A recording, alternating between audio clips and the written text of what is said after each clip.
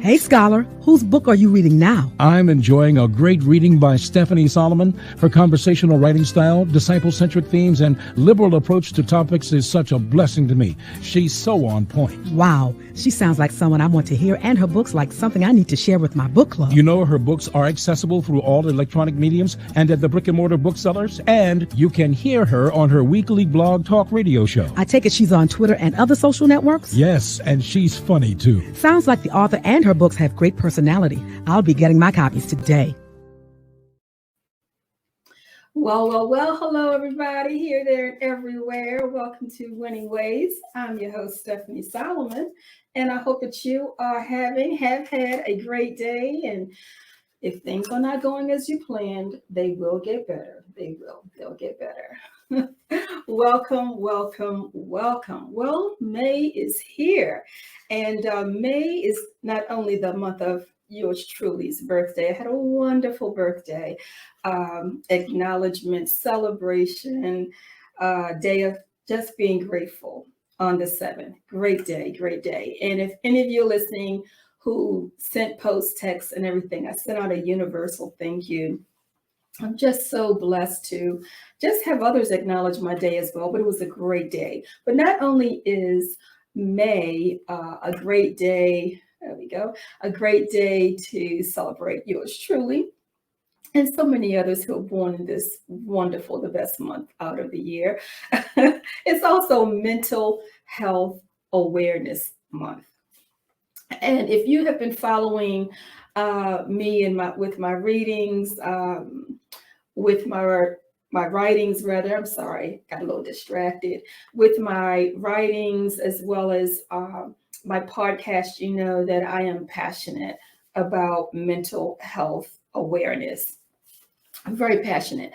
So I really want to, I talk about mental health throughout the year, but I really want to give emphasis to it this month. Last year, I had several professionals, clinicians, people who are trained, very well trained in the space of mental health and those episodes are available to you on the YouTube channel. So go back and visit them. A lot of great information was shared.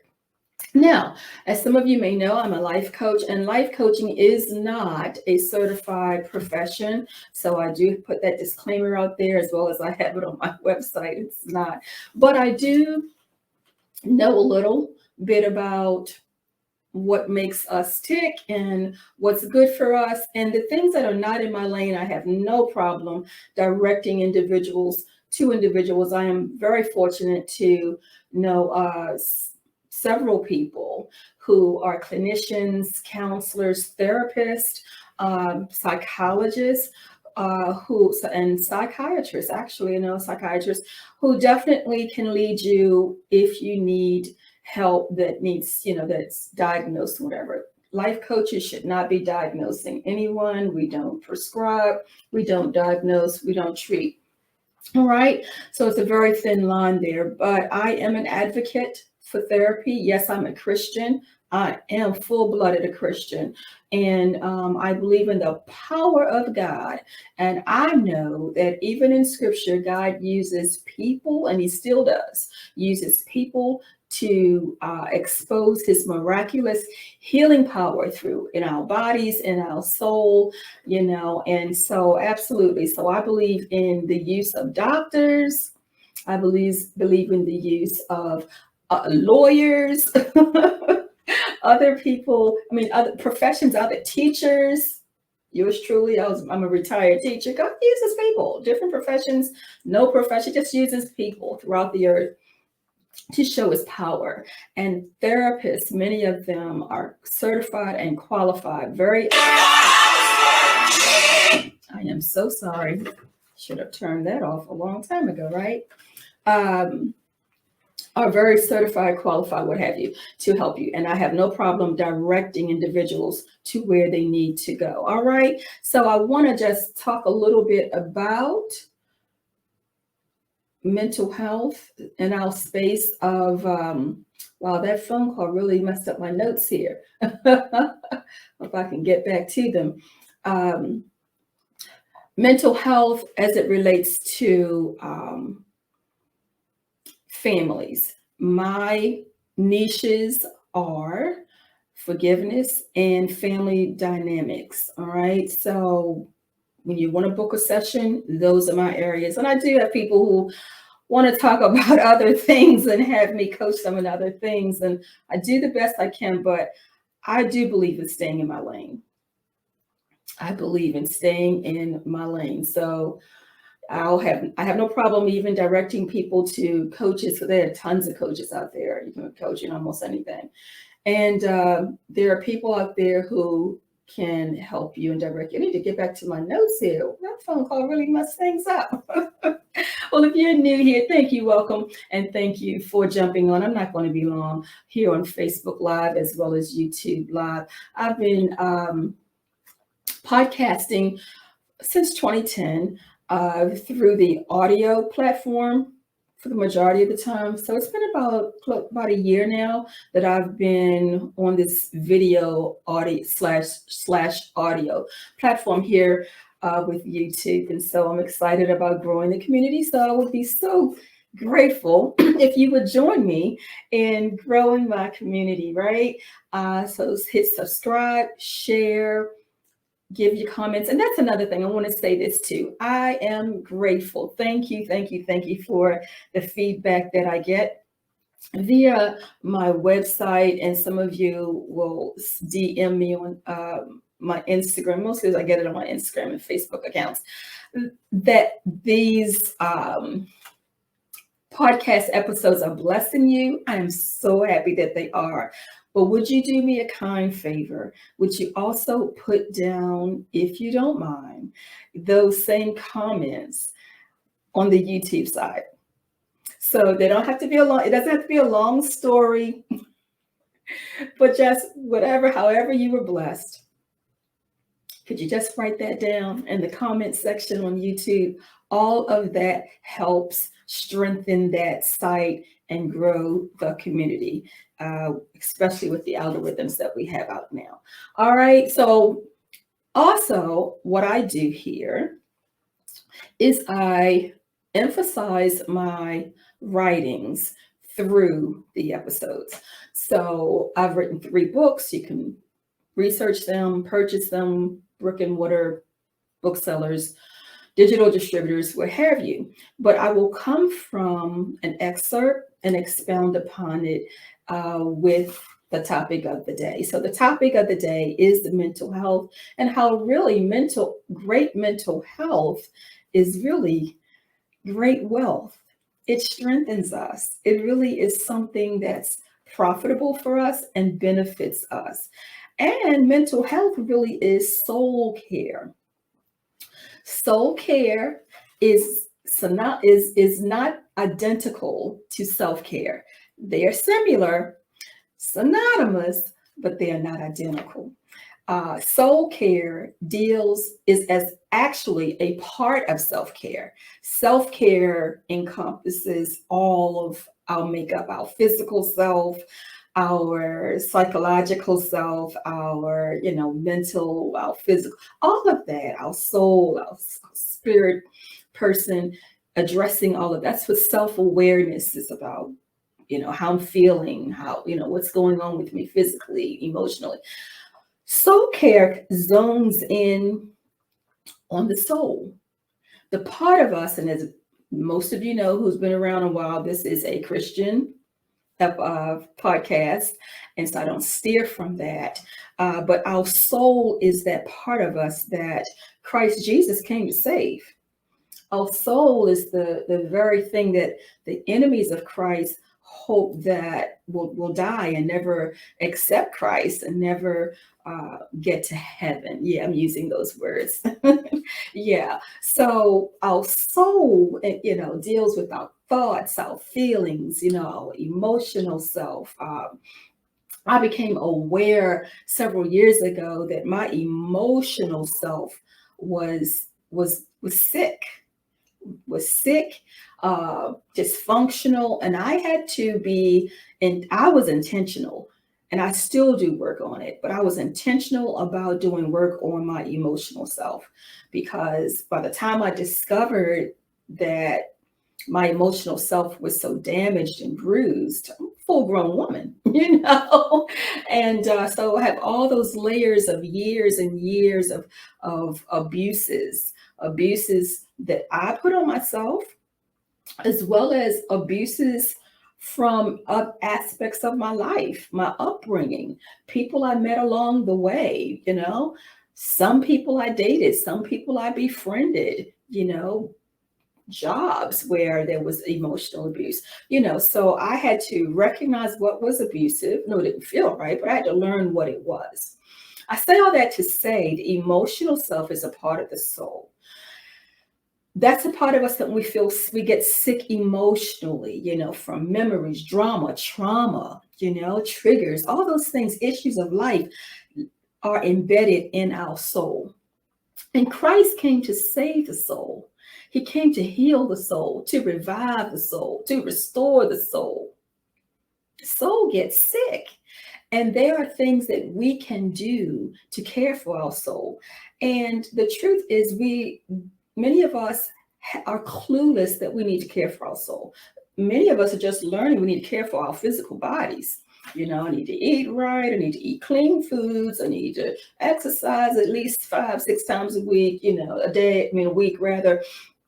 We're just learning. And even those things are difficult because we have created patterns in life that dismiss those things. Well, just like the physical body needs attention and care, so does our soul, which actually encompasses our mental state. So the mental state, sometimes the Bible will say where the heart thinks, and all of that is the part where we think, where we are intentional, where we're deliberate, where we dream, and things like that. Okay, not the brain, the mind. So the soul deals with the mind and how we think, and we are not taught as a society to give attention to these things because there's just very few people that there are not as many people who are aware and are intentional about sharing and teaching that information. Then, so once we find out, though, we really need to hone in on being intentional for the rest of our lives of being healed in our areas of our mental health and helping others to grow and be healed there as well. Because as you and I can see, our world is sick and our world needs healing. Absolutely. Especially in the soul. I'm going to come from just a really small fragment, and I'm going to deal with probably one. I have all month to deal with this, Lord willing, but I'm going to deal with, I know, one aspect or one thing that we can deal with to grow in our mental health arena. I'm going to come from the chapter, The Sanctified Stripper.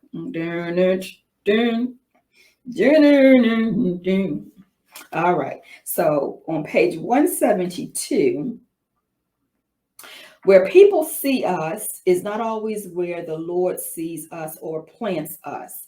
It is essential for good health and wholeness to retreat, step back, assess, reflect, evaluate, and then proceed forward.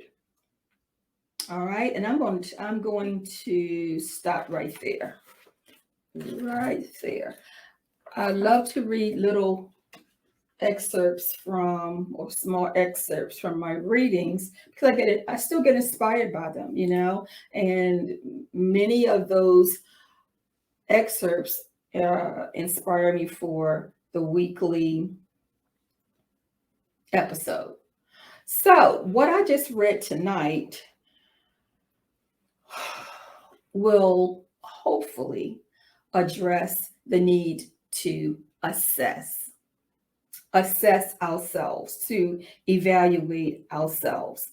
Again, we're talking about the soul tonight so that we can be healed and be aware of where we're sick, and hopefully be honest with ourselves and transparent with ourselves so that we can become whole people. Remember, our soul is comprised of our thoughts, feelings, memories, even our dreams, desires, and how well we feed it and care for it, or even neglect it, really determines the state of our mental health. Absolutely. Our soul care connects to our mental health. So I want to look at assessing the way we think. Often, I heard this a lot right before I retired. It seemed like it was just a buzz term going around. Your perception is your reality. And oftentimes we hear about, perception is reality. It can be that we are, at a place in life where our perception needs to be explored, I think. Just because it's our reality, that's where we are, that's real.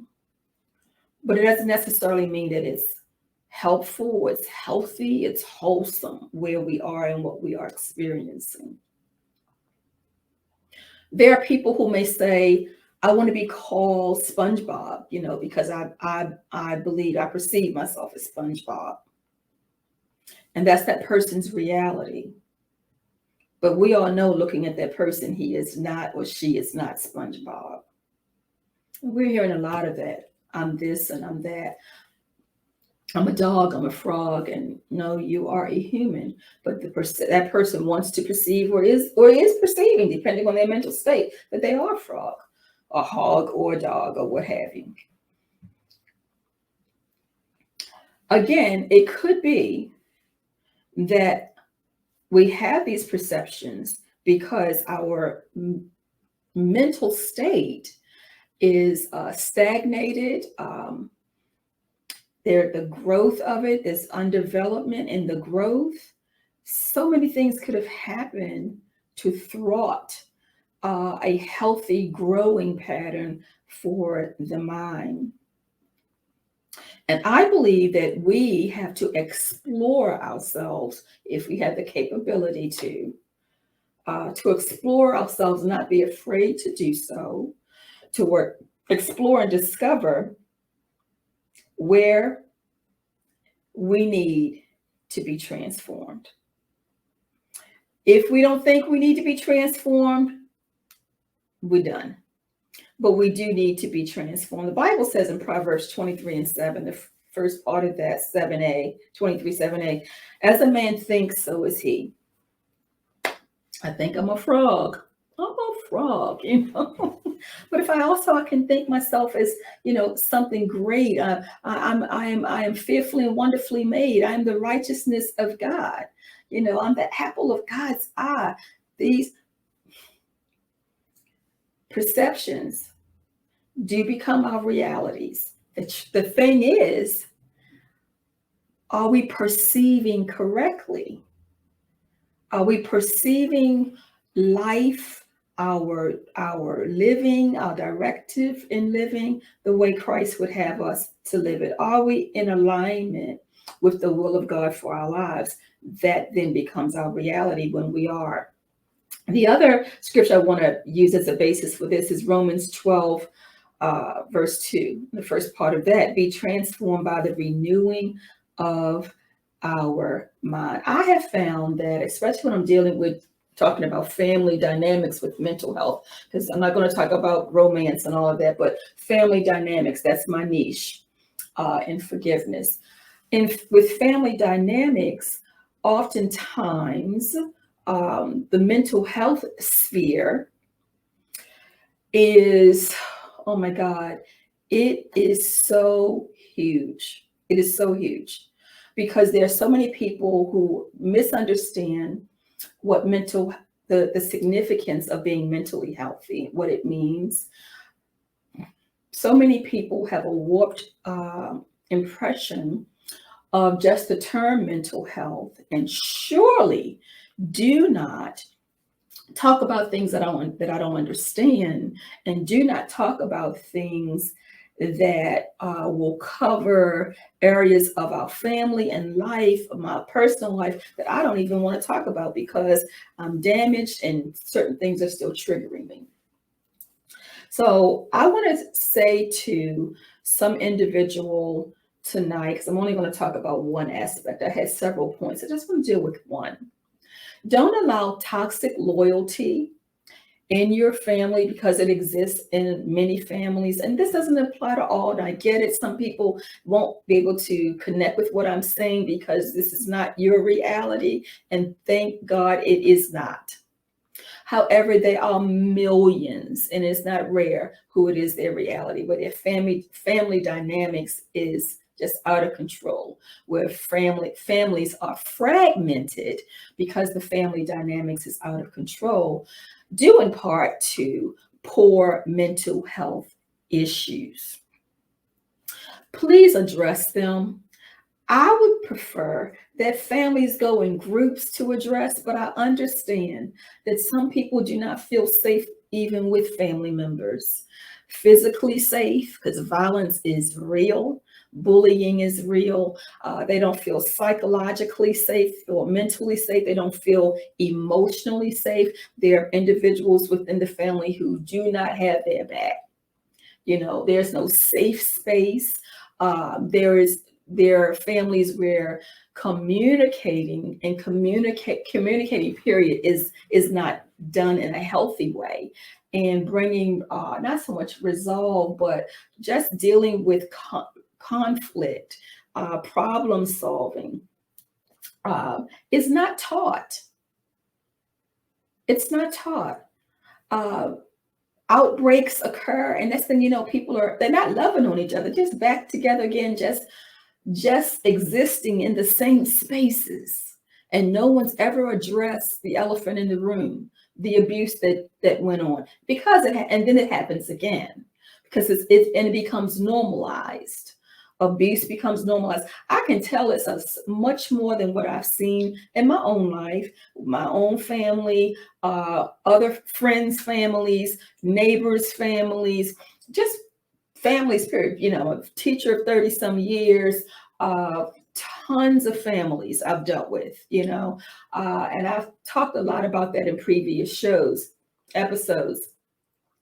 But when I look at social media and the responses that people have to certain things, like here, the one that stands out the most is when I see posts that say black mothers. They're just a generalization of black mothers. And if I'm not black, I would think, wow, you're kidding me. All black mothers act like that?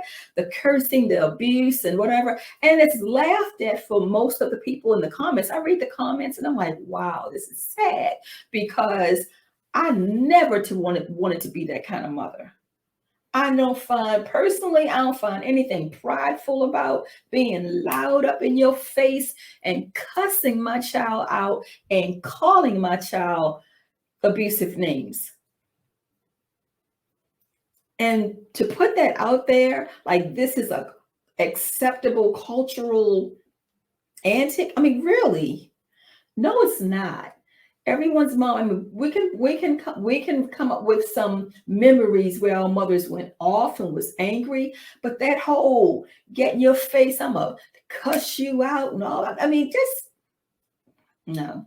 If that's your thing, that's your thing. But normalizing that, and then yet don't want someone to cuss your child out, and and get upset that your child cursed somebody out and they're in trouble. That's crazy. That's dysfunctional. Yes, it is. But anyway, that's an example of dynamics. Okay, you do that on your own. Okay, what's going on here? That's an example of family dynamics that is so warped, and the warpedness has become normalized. I just want to say to some individual who may be struggling within your family, I'm not one to tell anyone to leave a marriage, to leave your family. But I will say this: you are the only you've got. And when you become old enough and of age to a point where not only you can take for yourself, but think for yourself, you're going to have some choices to make. And the choices may not mean that you're leaving that environment, but it will mean that you're leaving a way of thinking that was unhealthy in that environment. Now you have to be strong enough to do that and put yourself in spaces and places and do things to support this newness, because it's new to you. You may not know what it's like to talk at a certain tone or a certain way, or to resolve an issue and not to leave it open and hanging so that it's like a bleeding wound. You may not have been taught that, but books, tons of things that are on YouTube. There are people out here to help. There is help. You're not alone. But I'm telling you, you have to have the wherewithal to understand that is going to be different for you, even your mind, because our body and our mind reacts to drama and trauma. It's going to be different for you to move in a whole different way now. But you have to be intentional, and you have to want that different, whatever the different is. And hopefully the different is better as well. Because sometimes we want what's different, but we still attach and are attracted to even friendships, significant others that end up having some similarities to the very thing we didn't like in our own families, that created mental duress, all right, and distress. So what I want to say to you is assess, explore yourself, recognize what makes you feel uncomfortable and unsafe. If going to gatherings, and I don't care what they are, reunions, parties, weddings, funerals, whatever, it's not safe for you, and it's going to create whatever if you go and if you don't go. Which discomfort is one that you can live with? The discomfort of putting your body, your soul in the environment of individuals who do not love you, do not like you, do not have your best interest. And while you're there, and I've had to ask myself many times, why am I really here? What is it about me that makes me come back? Because I know I don't get excited. I know I'm not eager to see these people. I'm not excited, and I'm not feeling like, wow, when I leave, can't wait to see you again. What is that? But at the same token, wanting to be different is uncomfortable and scary too. Sometimes it's like I have to pick which pain can we live with, which pain can we endure. And I just want you to be brave enough, because I know it's not easy, but I also know what it's like to want better and not bitter. I know what it's like to want to bloom somewhere else, and to know what it's like living somewhere else and living it out loud.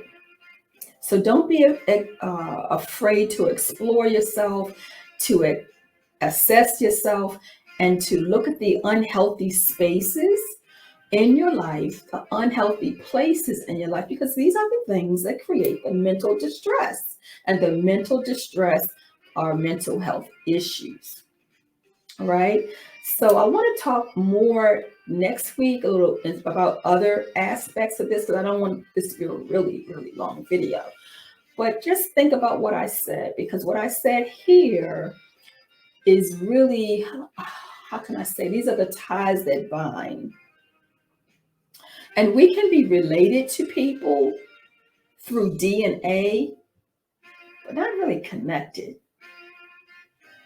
That's the realism. There are stories in the Bible where there are God's people who were highly used. Joseph, David, you name them, weren't how God used them anyhow. You're not a misfit. You're not any, because you're different, and because you're different because you have recognized this is not normal, and this is not how I want to be. I don't want to repeat this. I've seen it happen in the generation before me and the generation before them, And I don't want to repeat this. And you don't have to. You do not. Okay. So I want you to think about, why am I here? Why am I in this space? I know it's unsafe. Why am I putting my emotions through this? And when you answer that, that is the beginning of you making some acknowledgments and then coming to terms with some fixes. Now, some of these fixes may work for a season, but not for, a really long duration. You may find that they work for a few, whatever season, and then you have to come up with another type of fix for another season. The bottom line is we have to come up with ways that are best for our mental health. Even if whoever is involved, whoever they are, siblings, parents, children, extended family, immediate family, you name it, spouses, you name it, it's only one of us. And we have to love and care for us so much that we're willing to do what it takes so we can be and see the best version of us. That best version of us is who God created us to be. And I don't think you want to leave this earth not knowing who she really is, who he really is. And it's really starts with the renewing of your mind. That mental health is big, Let this mind be in you and me that was also in Christ Jesus. Be not conformed to this world. In other words, don't repeat the cycles. I don't care who they are. They're not gods. There's only one God. He created all of us. We do not have to repeat what was done before. So I'm not saying that there are some things that we can't take from people in our families that are good and that are good for us and that we can make traditions out of. We can find them, keep them. But when you identify the ones that don't work, and especially don't work for you, because you now know who you are, and you respect who you are. Doesn't matter if others don't. You respect who you are. You are dignified. You respect who you are. You now know that I love these people, but this is not me. And I have to find a way of living that ministers to me, strengthens me, anchors me, and ushers me forward, anchors me. And if you have people in your family who really love you and anchor you and support you, they will understand. They may jump on board. They too may say, hey, let me find a way. So this is not about bashing anyone's family or what have you. If you take it that way, sorry, not sorry. The truth is this is about individuals coming to terms with who they are, who they are not, who they are meant to be, and making a decision of who they really want to become. And that comes first through assessing and exploring myself in this environment and making conscious, deliberate decisions on a daily basis of what I am going to do, what I'm not going to do. And what we choose to do, it will not please everybody. But we're not here to be people pleasers. It will not. And, will you get flack because of your choices? Absolutely. Absolutely. Because people don't like, especially if you're in the same group, whatever group it is, wherever there are people and groups, you're going to find this dynamics. You're going to find bullies. You're going to find scoffers. You're going to find accusers, mockers. You're going to find all of that, right?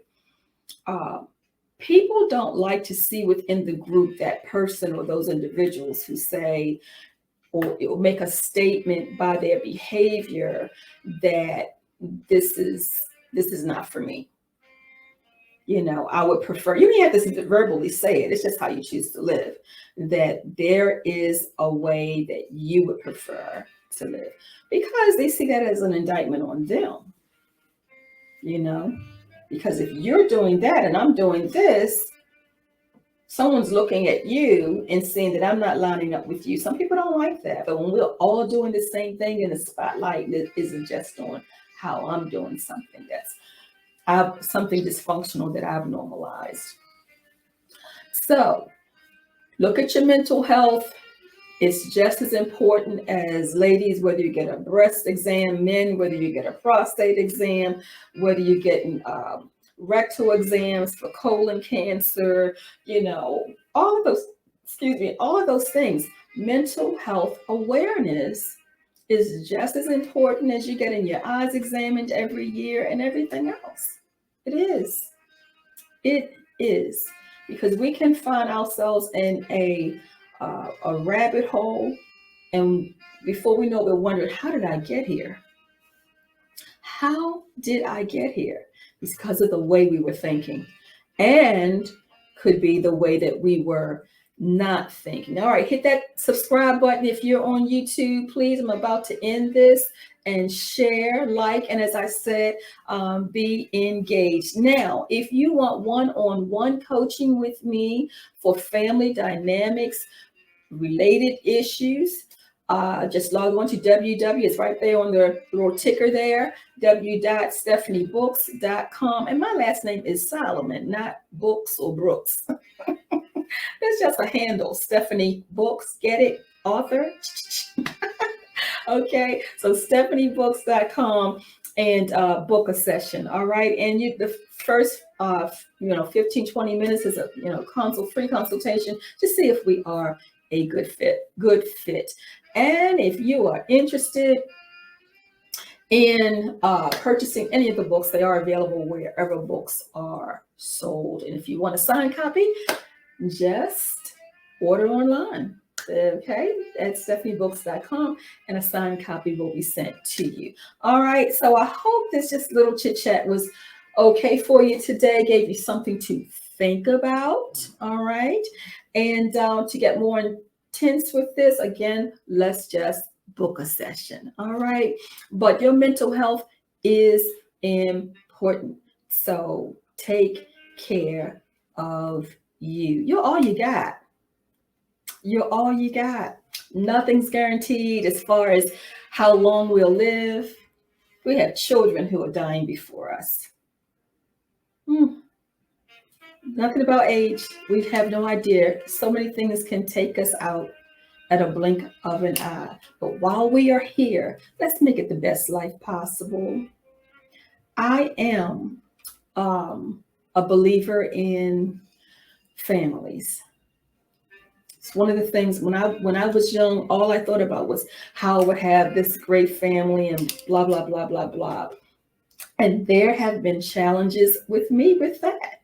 I am a divorcee. So that's a brokenness there that I did not foresee. I didn't get married to be divorced. But I had to also make a decision after that I still need to live. I still have family. And how will I make it work with what I have left? It's like working with the crumbs, what you got left. Work with what's left. And work with people who reciprocate. Work with people. I'm not saying they're doing the same thing you're doing. We show our love. Our love language is a little different, but they're showing. They're not black. They're not talking. They're not doing things for optics, for people to think that it's one way. No. They are doing in private as well as in public to show you, not the world, to show you that they love you. So make sure you station yourself around people. That's a healthy thing to do. That's good for your mental health as well. So that you're not dealing with toxic loyalty, that you're only with people. And I've talked about toxic loyalty in previous episodes, so you can go back and look at that. But toxic loyalty is, I'm with you because I'm supposed to be with you. I'm supposed to stay married to you because that's what we do. My religion says I have to stay with you. I've heard I'm Catholic. I'm this, I'm that. In my culture, we don't get divorced. We have arranged marriages and we stay in. I mean, throw acid in my face, beat me to a pulp, but I stay here. Toxic loyalty. The church says I'm supposed to do this. I'm supposed to. The family is everything. Sometimes the family is a place where, and I've so said that before, it's a place where it's the worst place for so many people. The worst. I remember just seeing kids who never wanted to go home, who hated when we had holidays like Thanksgiving and Christmas, spring break. Oh my God. They did not like that at all. That meant that they'd have to be home, and certain people would be home with them for a long time. But there's also this thing of I can't, because I've heard, and I'm just going to tell you, it's not biblical and it's not a crime. Okay, I am again pro family, but if where you are is not a healthy support network and system, and when you're in Christ, God will give you family. Just because we don't share the same DNA does not make you any less than the person who has the shared DNA. I don't want to be one of those people who, when I'm old and can't take care of myself, and someone just assumes, well, let's call the nearest of kin. The nearest of kin may hate my guts.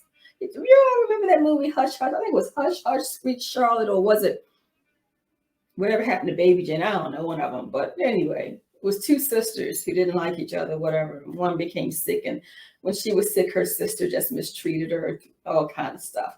Who wants that in your sick days or your older age?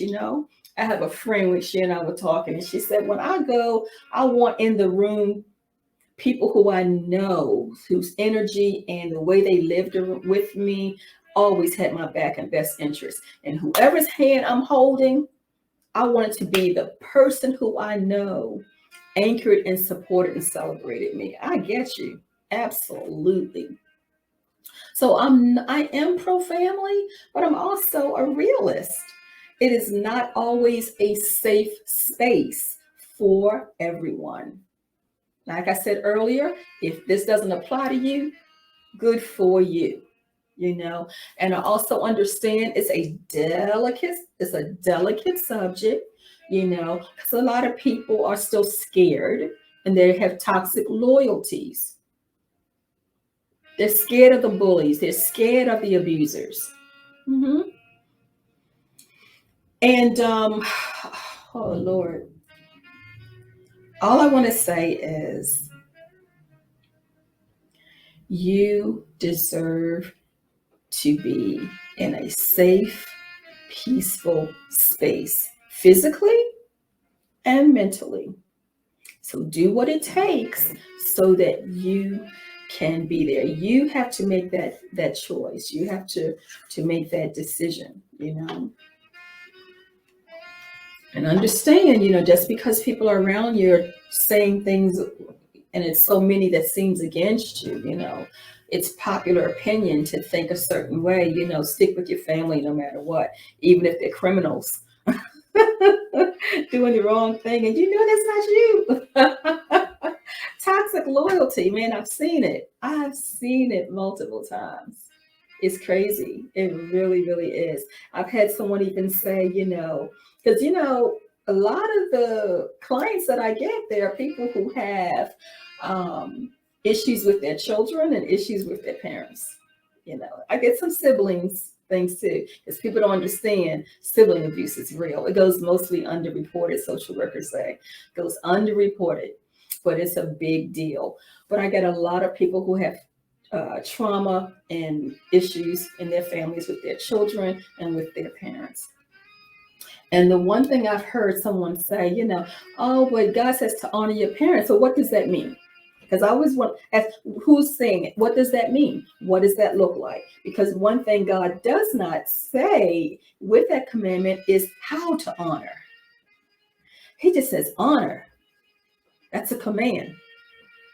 And so if you're not feeling that someone's not honoring their parent, and even the child, because we're supposed, but let's just stick with the parent right now because that's a good one. So honoring the parent, what is it that you're seeing or not seeing the person who's saying this that you think that person ought to be doing? Because what does honor look like? Giving them a party? Okay. Taking them on a cruise? Okay, you can hate their guts and take them on a cruise. So what does honor look like? Honor could be shutting your mouth. Honor could be just walking away. Honor could be not even addressing something. Honor could be addressing something. Honor could be how you address something. Keeping reverence and respect in the conversation. Having your voice heard, but being respectful and giving reverence. Some people may not like that, but what does honor look like? Something to think about. But there are people who are betwixt because of those statements and because they think it means one thing and they have not assessed and explored that it could mean something else. All right. So I just want to drop things on you to reflect on and think about. Let me know how you feel about it in the comments. I've seen you come on. Thank you for the likes and the hearts. Don't forget to subscribe. Yeah. And let me know how this is a touchy subject. It is. It's a touchy subject, but this is what I do. This is one of the things I'm assigned and called to do. And it's hard, but it's needed. Somebody's got to do it. I'm not the only one doing it, by the way, but somebody has to do it because they are hurting people out here, and there are lots of them. And there are people out here who have mental health issues because they are not sure, they are betwixt, they're conflicted about what to address, how to address things in regard to family. Okay. All right, everybody, I'm out. I stayed on longer than I wanted. I told you, this is my thing, dealing with this. I tell you, matter of fact, I have to make a call as soon as we get off of here and I edit this and deal with someone with one of these issues. It's very real. It's very real. But in the meantime, have a wonderful week. Make the best of it. Be intentional about being a blessing and blessing others. All right. I'm trying to, I know I said to you guys I wasn't going to use this platform anymore, but I came back to it. It was all I need for right now. Take care, everybody. Love you much.